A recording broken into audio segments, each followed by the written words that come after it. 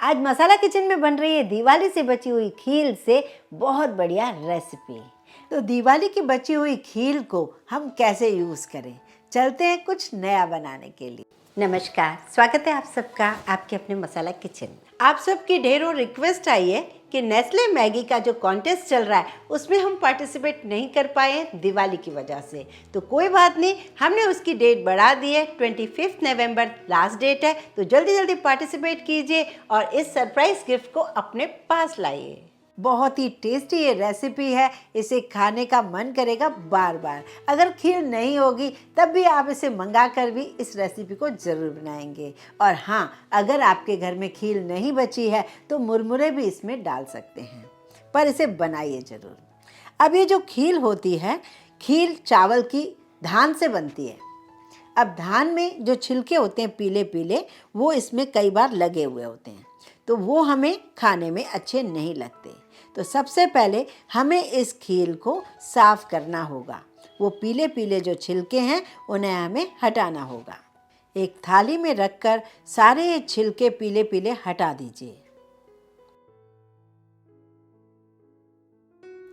अब एक कढ़ाई लीजिए जिसमें बिना ऑयल के इन खीर को थोड़ा सा सेक लीजिए। ऐसा करने से खीर का मॉइस्चर ख़त्म हो जाएगा और वो क्रिस्पी सी हो जाएगी।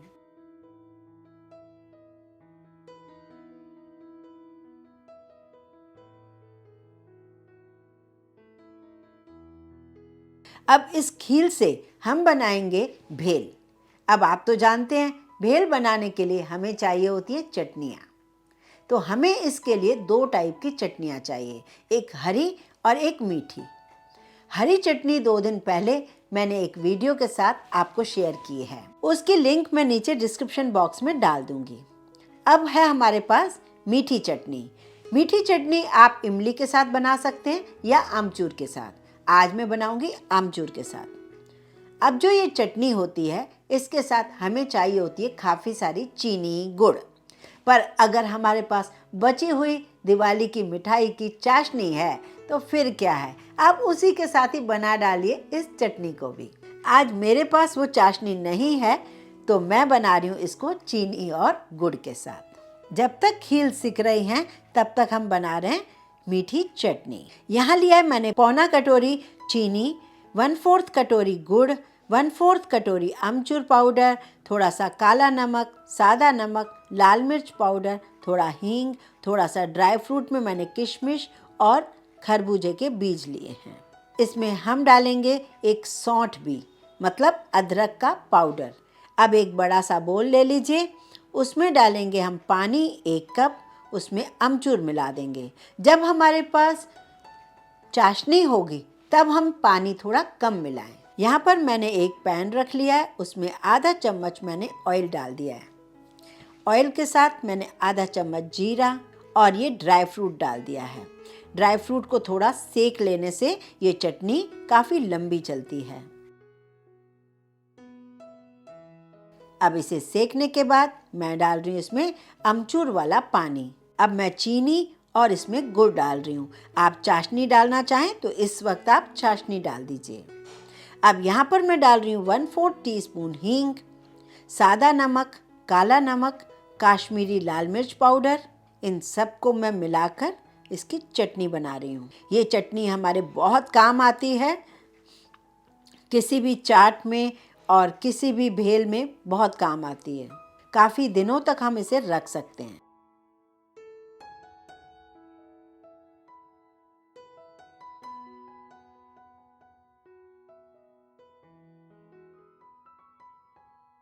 ये काफ़ी अच्छे कलर की बढ़िया सी कंसिस्टेंसी में चटनी तैयार हो गई है।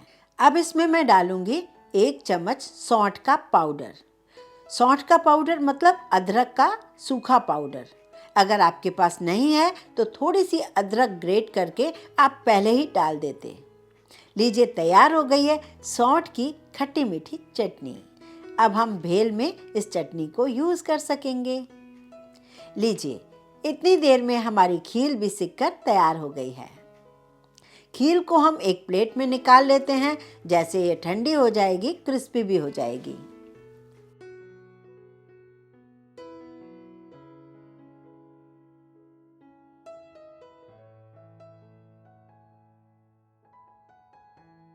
अब इस कढ़ाई में मैं 1 चम्मच घी डाल रही हूँ। आप ऑयल, घी कुछ भी डाल सकते हैं। और इसमें 1/4 कटोरी मैं डाल रही हूँ मूंगफली। ये कच्ची मूंगफली है, इन्हें मैं घी में सेक लेती हूँ। आप चाहते तो ऐसे ही सेक सकते थे, बिना घी के भी। मूंगफली को सेक लिया है, अब मैं इसे निकाल लेती हूँ। अब बचे हुए घी में मैं 1 कटोरी भर के मखानों को सेक रही हूँ। मैं आज इस भेल में मखानों को यूज़ करने वाली हूँ। मखाने बहुत हेल्दी होने के साथ साथ बच्चों को बेहद पसंद आते हैं। सिकने के बाद काफ़ी क्रिस्पी हो जाते हैं। अब ये क्रिस्पी हो चुके हैं, इन्हें भी हम निकाल लेते हैं।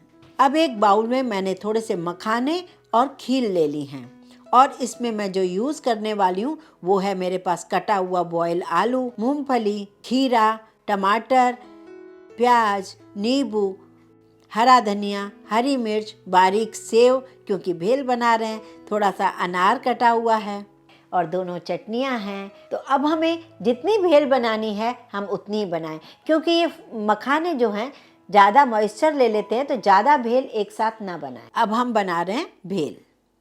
यहाँ मैंने खीर डाल दी, मखाने डाल दिए, मूंगफली, आलू, टमाटर, खीरा, प्याज, यहाँ चटनी मीठी वाली, ये हरी चटनी खट्टी वाली, थोड़ी सी हरी मिर्च, हरा धनिया। अब इन सब को हमें मिक्स करना है।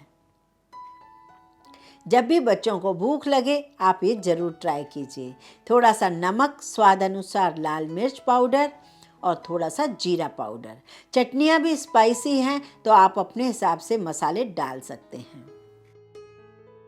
अब क्योंकि भेल है तो इसमें सबसे ज़्यादा जो ज़रूरी चीज़ है वो है बारीक सेव। मोटा सेव भी डाल सकते थे आप। यहाँ ले रही हूँ मैं ताज़ा अनार। अब इस भेल को हम सर्व करेंगे।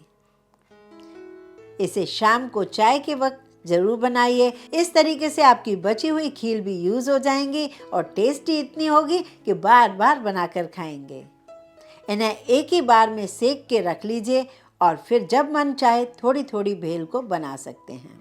इसमें ऊपर से बारीक सेव डाल दीजिए और नींबू को निचोड़ दीजिए। धनिया की पत्ती डालकर इसे और ज़्यादा सुंदर बना दीजिए। तो लीजिए, दिवाली की बची हुई खीर को मैंने किस तरीके से यूज़ किया है, आपको कैसा लगा मुझे ज़रूर बताइए। पसंद आया हो तो लाइक ज़रूर कीजिए, ज़्यादा से ज़्यादा शेयर कीजिए, इस चैनल को सब्सक्राइब ज़रूर कीजिए।